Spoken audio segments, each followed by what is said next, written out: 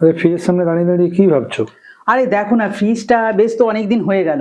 এবার দেখছি আস্তে আস্তে এই যে রাবারটা যে দেওয়া আছে না, সেই রাবারটা দেখো পুরো কালো হয়ে গেছে। এই দেখো কি বিচ্ছিরি মতো হয়ে গেছে দেখতে। পুরো ভেতরে দেখো কেমন নোংরা।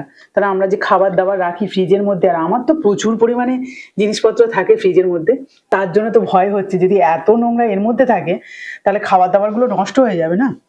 তো এটাকে একটুখানি পরিষ্কার করলে হয় না? কিভাবে পরিষ্কার করে করছো? আরে ফ্রিজ তো সবসময় আমরা পরিষ্কার করি, মাসে একবার করে প্রায় বলতে গেলে, তো তাতে করে আমাদের অসুবিধা হয় না। কিন্তু এই যে রাবারটাকে তো পরিষ্কার করা হয় না। এটা দারুণ উপায় আছে কিন্তু এই রাবারটা পরিষ্কার করার। এমনিতে কিন্তু এটাকে পরিষ্কার করা যায় না। তো সেটা কি উপায় বা কিভাবে পরিষ্কার করবে সেটাই কিন্তু আজকে তোমাদের এই ভিডিওতে দেখাবো। আশা করছি ভালো লাগবে। ফ্রিজের ওই রাবারগুলো পরিষ্কার করার জন্য আমার লাগবে কিন্তু একটা এই যে ব্রাশ। আর এই ব্রাশের সাহায্যে কিন্তু সুন্দরভাবে পরিষ্কার করব। তবে হ্যাঁ, যদি নর্মাল এইভাবে ব্রাশটা থাকে না, একদমই পরিষ্কার করা যায় না, মানে ঠিক মতো কিন্তু ভেতর দিকে যায় না, মানে রাবারের ভেতরে যে নোংরাটা সেটা কিন্তু থেকেই যায়। তাই আজকে কিন্তু এটা একটু অন্যরকম ভাবে কাটিং করতে হবে। তো আমি এখান থেকেই ব্রাশটাকে প্রথমে কেটে নেব। তার জন্য একটা মোমবাতি ধরিয়ে নিয়েছি, আর এখানে একটা ছুরি গরম করে নিচ্ছি, তাহলে সহজে কেটে নেওয়া যাবে। এবারে এখান থেকে কেটে নেব। এবার এই ব্রাশের এই অংশটাকে পুড়িয়ে নেব। পুড়িয়ে আর এই যে ব্রাশ মতো যেটা রয়েছে তার মধ্যে দেব। সেটা কিভাবে দেখো, এই যে আবার একইভাবে কিন্তু এই ব্রাশটাকে গরম করে নিচ্ছি, আর গরম অবস্থায় এর মধ্যে দিয়ে দেব। এই দেখো সঙ্গে সঙ্গে জুড়ে গেছে খুব সুন্দরভাবে।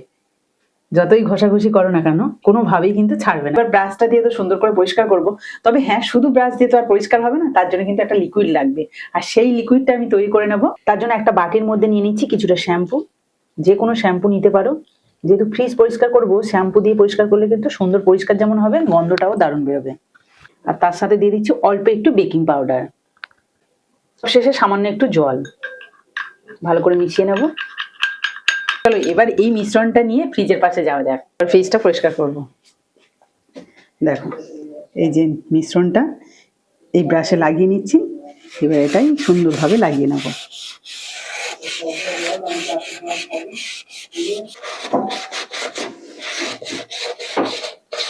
এই দেখো কত সুন্দরভাবে পরিষ্কার হয়ে যাচ্ছে।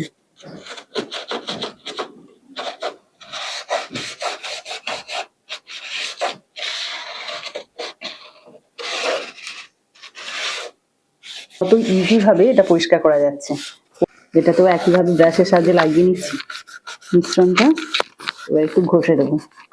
একটুখানি দিয়ে রাখলে কিন্তু খুব ভালোভাবে এই যে অনেক দিনের যে নোংরাগুলো বসে রয়েছে সেগুলো কিন্তু উঠে যায়। কিন্তু আমি সঙ্গে সঙ্গে ঘষে দিচ্ছি, তাতেও কিন্তু সুন্দরভাবে পরিষ্কার হচ্ছে।